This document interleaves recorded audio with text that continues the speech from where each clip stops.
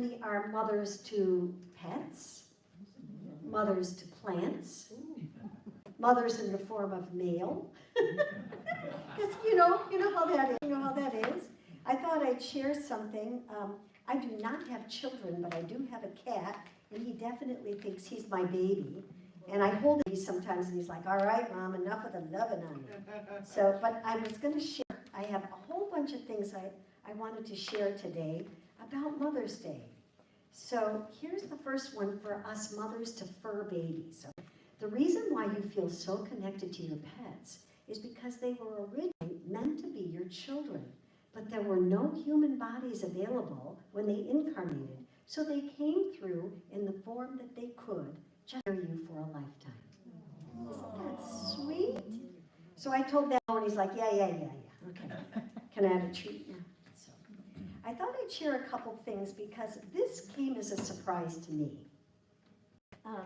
Mother's Day was created by a woman originally, Julia Howe. And Julia Howe was an activist. And what she did is she reached out. It was during the Civil War. And she reached out to the mothers on the North and the South and said, we've all lost children. We have got to do something to stop this killing. We've got to do something to stop this war. So she made this arrangement for the mothers of the North and the mothers of the South to get together. And it was her goal. It said, I'm going to tell you, the idea spread across the globe in such a way because of the trauma of Civil War. And she said, listen, the men aren't doing anything to stop this war. We've got to do something. We've got to do something. So Howe called for women to gather once a year in parlors, in churches, in social halls, to listen to sermons, to present essays and hymns, or pray if they wished, all in the name of promoting peace. Isn't that fascinating? I never knew that. So it says, so the original proclamation, I'll just read you a little bit of it.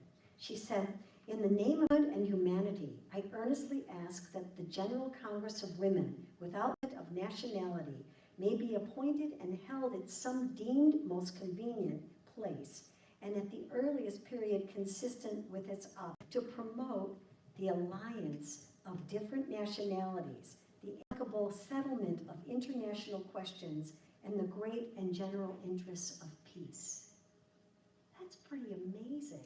I mean, I don't know who told that. I mean, I think we're all into the Hallmark and the candies and the chocolates, but really, that's really how it began. So there was an activist named Anna Jarvis, and Anna Jarvis was very close to her mother, and when her mother died, she said her mom was for peace as well, and said, Mom, I'm going to keep it up for you. So she kept going. She even donated 500 carnations. Did you know that the white carnation is considered the flower of Mother's Day? The white carnation. We never knew that either.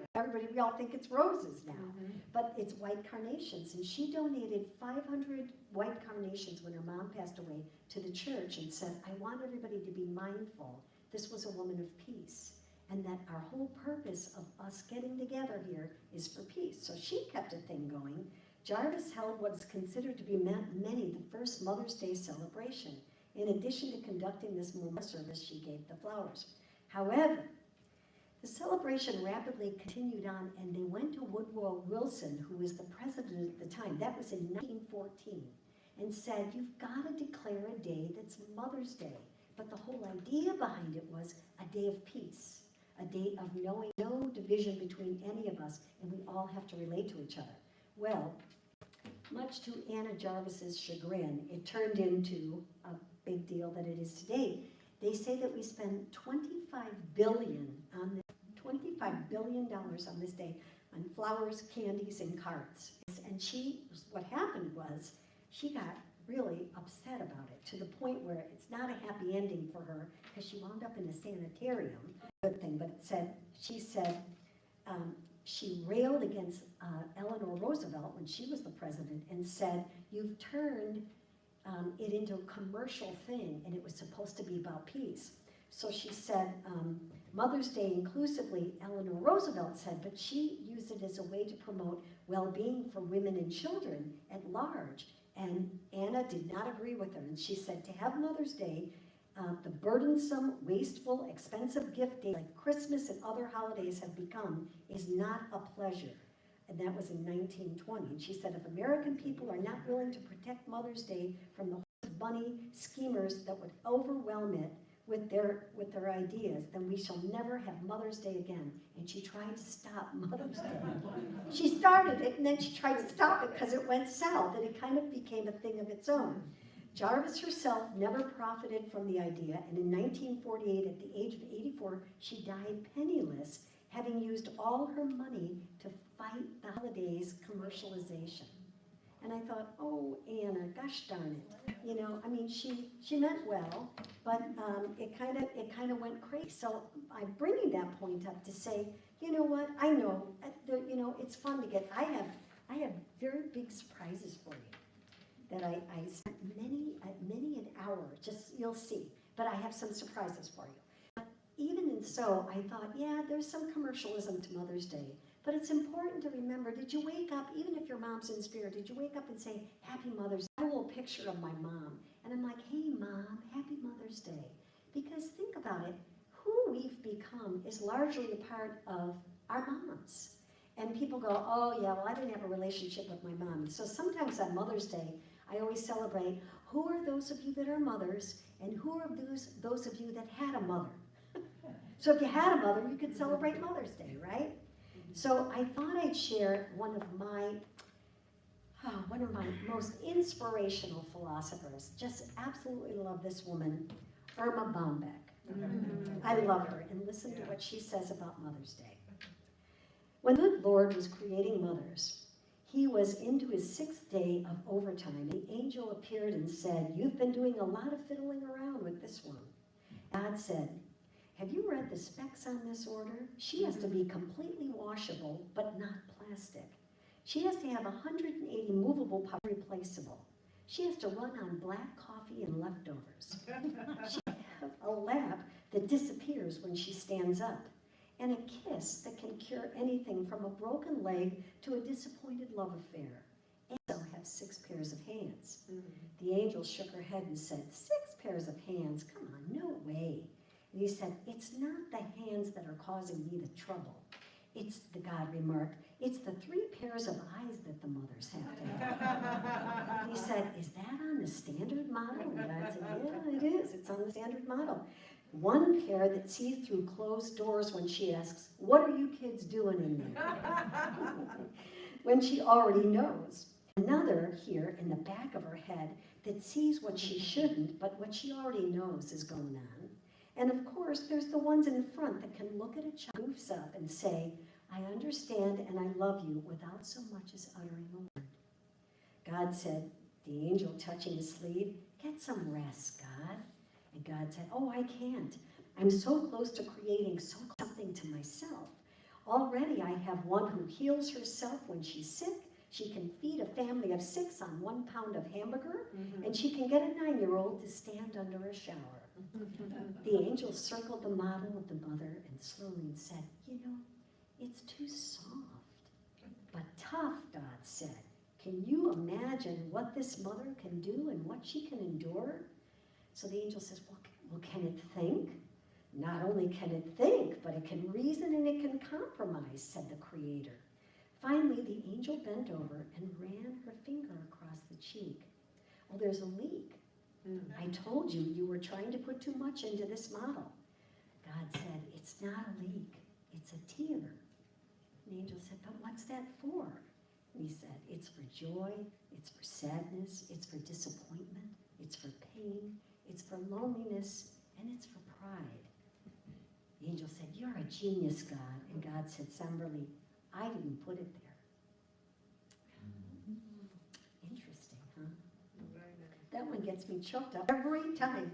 And I'll tell you, there's another one that really got me choked up. I shared it with my sister earlier this morning, and she goes, all right, thanks a lot. Now I've started bawling on Mother's Day. I'm like, oh, it's a good thing. It's a good thing. So the more, you know, it's understanding that our moms helped us. Now, we were born of our moms. We were influenced by our moms. But they brought us into the physical plane. But it's also important to remember there's a spiritual plane. And we attracted our mothers, if you want to believe that. Some people say I came through my mom. We all, it was a plan. We all attract each other for some reason, and it's a good reason. It's not just for a bad reason, it's for a good reason. And to know that we came through our moms, but we came through to be our own spiritual self. And the closer we get to that spiritual self, the more alive we become. The more alive we become. How I, pardon me, how I show up in the world, the energy with which I respond, has a very real effect, not only on me, but on the world at large. Our prayer isn't to receive more, but to understand more of the truth of who we are. Isn't that interesting? Just to understand who we are. And part of who we are, we came down through generations of families. I mean, we're not just who we are sitting here today just because of our mom. It's our aunts, it's our sisters, it's our grandmothers, it's our friends that were like our adopted family. It's all those that make us our great self.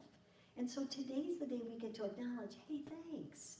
Thanks for doing this. Thanks for coming in. Thanks for being so awesome and struggling, because, you know, motherhood is a struggle. I mean, I only have a cat, and that's a struggle enough, I'm telling you. Motherhood is a struggle. Learn a lot of things. So I'm going to share this one. It was written by Suzanne Summer, and I just love her, and so this is beautiful. Your mother is always with you. She's the whisper of the leaves down the street. She's the smell of certain foods that you remember, the flowers that you pick, and the fragrance of life itself. She's the cool hand on your brow when you're not feeling well. She's the breath on a cold winter's day. She's the sound of rain that lulls you to sleep, and the colors of the rainbow. She's Christmas morning. Your mother lives inside your laughter. She's the came from your first home, and she's the map of you. Follow with every step you take. She's the first love, your first friend, and even your first enemy. But nothing on earth can separate you. Not time, not space, not even death. Isn't that beautiful? Love that. Isn't it true? True. So when you think about it, even if our moms aren't here, they're here. You're the walking image of your mom. You're carrying the torch. We're all carrying the torch. And so I thought I'd end with some fun things, some little quotes from people. Some of them I may leave out because they were a little crazy, but okay. So Booker T. Washington said, if I've done anything in my life worth attention, I am sure that I inherited this disposition from my mother. Mark Twain said, my mother had a slender, small body, but a very large heart. A heart so large that everybody's joy found welcome in it. And she was a hospitable nation. Gilda Radner said, motherhood is the best gamble in the world. It's a glorious life force. It's huge and scary, but it's also an act of infinite optimism. Fred Rogers. When I was a boy, I would see scary things on the news, and my mother would say to me, look for the helpers. You'll always find people that are there. That's good advice. Let's see. I don't know this person, but her name is Jody, and she said, once you sign in to be a mother, 24/7 is the only shift that they offer. Isn't that true? Betty White. My mother used to say, the older you get, the better you get, unless you're a banana. Let's see here.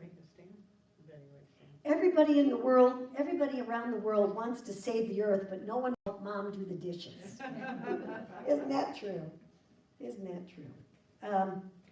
The more I go through parenting, the more I say I owe my mother a big apology. Oh, I love this. Jerry Seinfeld. There's no such thing as fun for the whole family. Let's see. Motherhood is the biggest job training in existence today.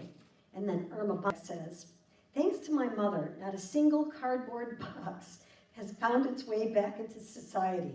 We receive gifts from boxes. We have sent boxes from stores that went out of business 20 years ago. My mom would do that. That's why I printed that one out.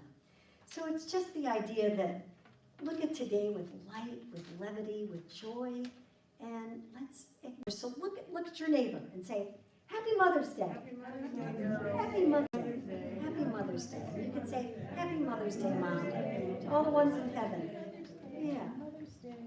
So, okay. Our thing, I wonder, should I give your gifts now or should I give them in the offertory?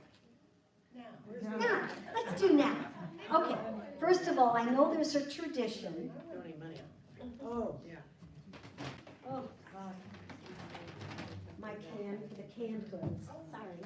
Okay, so the first tradition is, I know that Reverend Beverly used to do a thing for the oldest mother, the mother with the most children, and the youngest mother. Is that correct? Yes.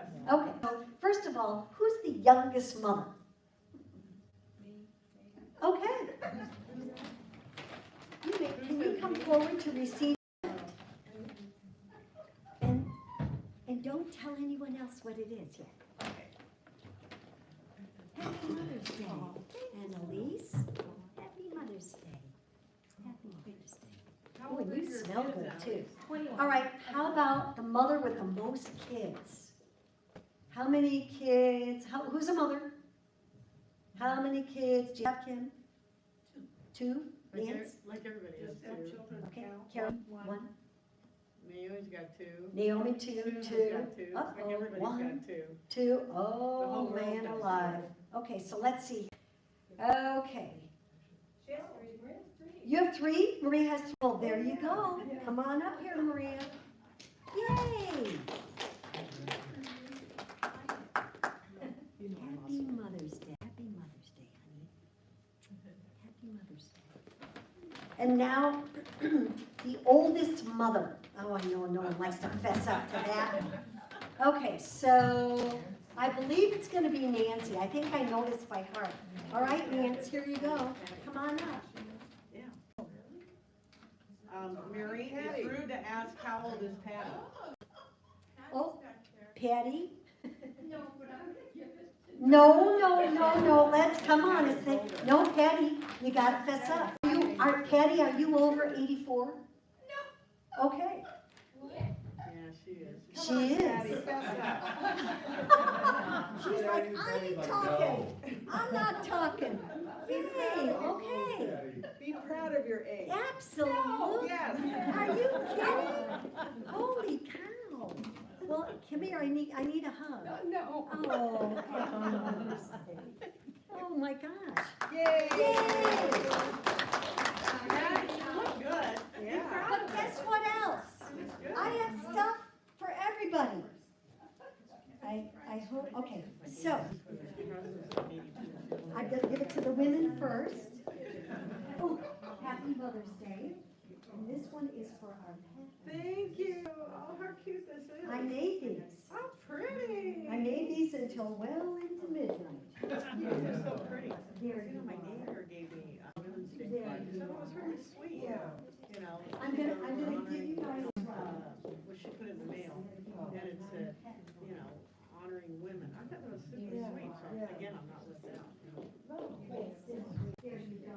It's a little bookmark. Well, Reverend Beverly used to say we're nurturers. You know, women are nurturers. Even if you have kids, pets, you know, we're nurturers. Yeah, we're nurturers. Happy Mother's Day.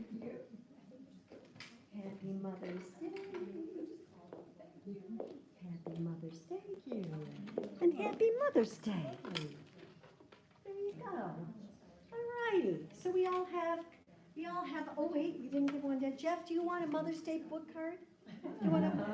Why not? What the heck? Is there anybody? Oh, you didn't. Do you want one? He's good. Okay, I know some people are like, I don't know if I want to carry roses around with me. Okay, well, we got that done. So Thank you, that's Mary. great fun. Thank you very much. You're welcome. Those are, yes, those were, and I learned all kinds of little graphic things from that.